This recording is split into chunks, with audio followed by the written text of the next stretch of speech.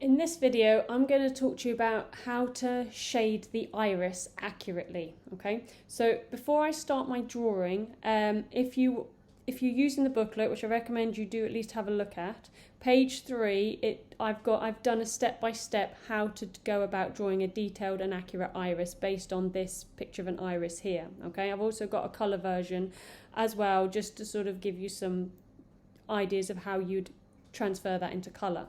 So I'm going to go back to this page here, and before I start my drawing, I'm just going to talk to you about what materials I'm going to be using. So when I drew my eye out originally, my outline, I used a 2B pencil. If you don't have a 2B pencil, a HB pencil will be fine, or whatever you've got.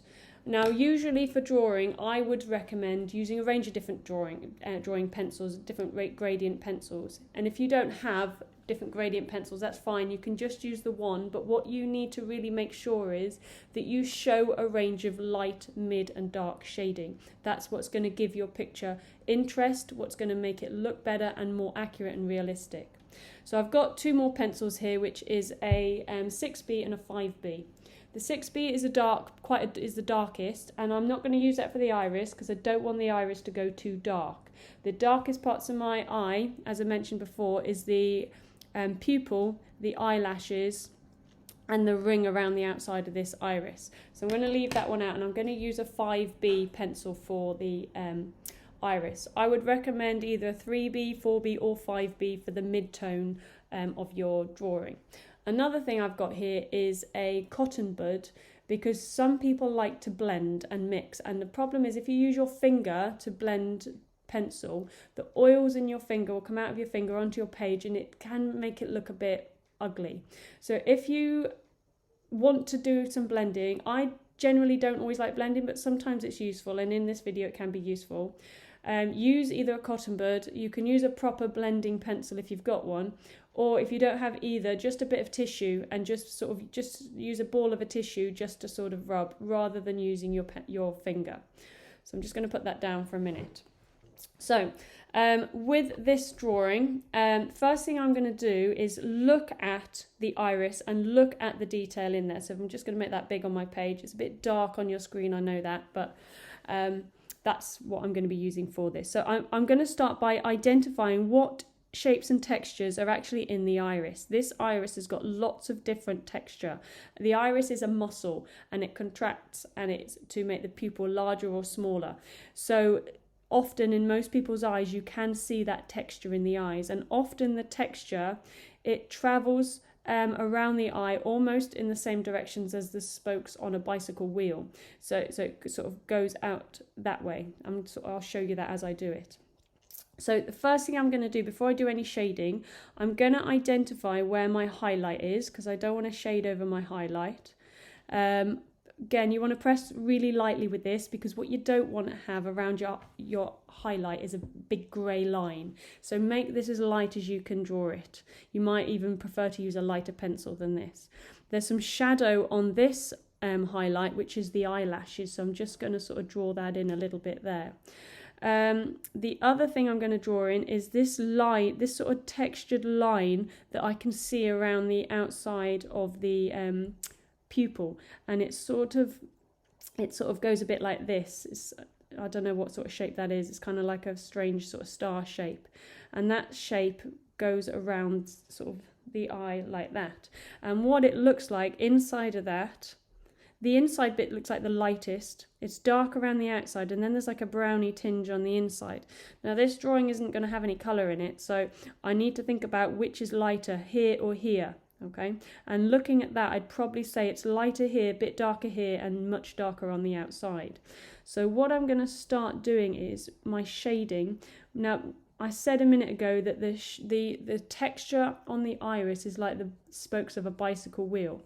So a good place to start, so you don't end up doing wonky shading, is to start by just drawing some lines all the way around the outside of your iris. I'm going quite quickly here because, just to get through this fairly quickly, but take your time with this. So that might be a good starting point to start to get that texture down of what actually the direction of your shading is going to be. I'm not going to do any sideways shading because that is just going to ruin it.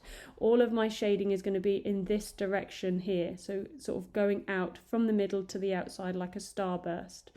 The other thing is it's darkest on the outside, so to avoid having some dodgy line around my outside, I'm going to start by shading the darkest area.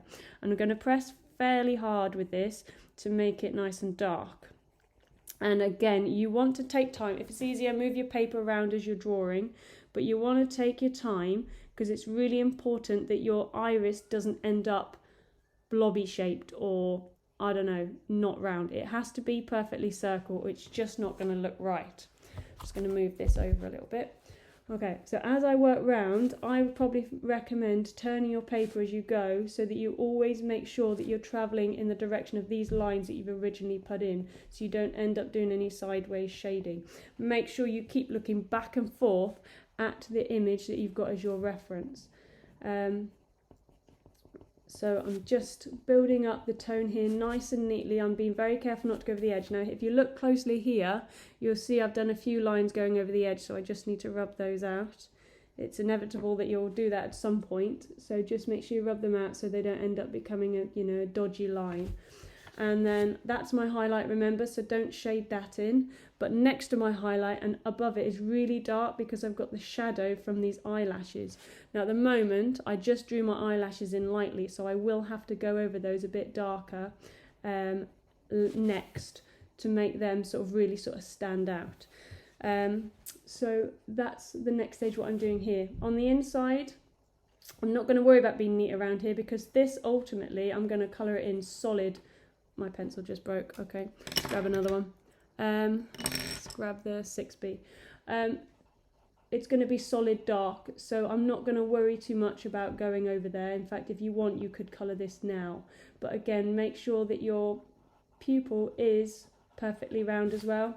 I've got a slightly lumpy bit there if I look closely, so I just want to neaten that up. So take your time to make sure you got a good quality lines, good quality drawing. And then I identified when looking at my iris, it's a bit darker on the inside here than it is here in the middle. So that's what I want to show.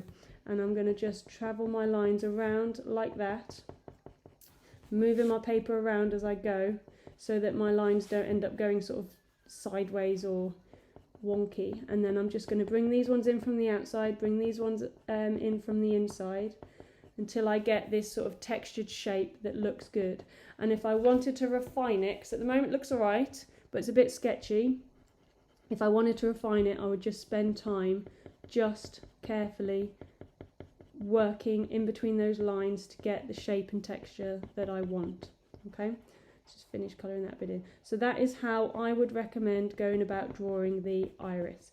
Again, do the hard outline first, the dark outline first, because I think then it's just a bit easier to work in. You're less likely to go over the edge and ruin the outline of your iris. Okay, so that's the next stage to work on. Next video I will go into a bit more detail about adding light and shading.